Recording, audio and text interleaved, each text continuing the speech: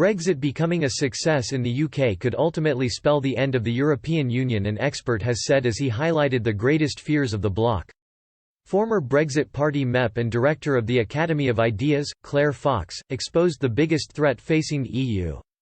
During an interview with Express.co.uk, Ms. Fox claimed the EU would be worried about the UK thriving outside the bloc after Brexit as it could jeopardise the integrity of the Union.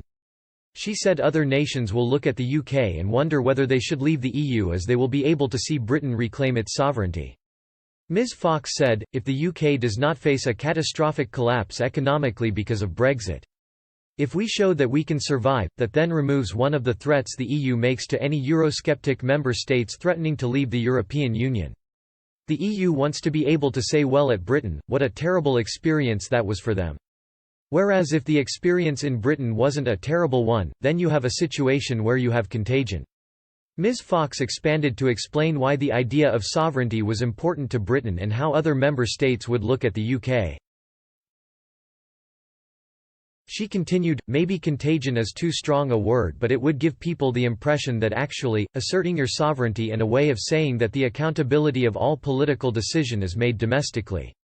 It would also show that a country is entitled to make decisions about its economy, political decisions and everything else. They should be able to do this without referring to some top-down bureaucratic body and its rules. Ms. Fox outlined what impact a successful Brexit would have on other member states in the future.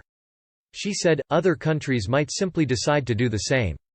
The EU must fear that if Brexit happens that other countries will look around and say maybe we should leave the EU too.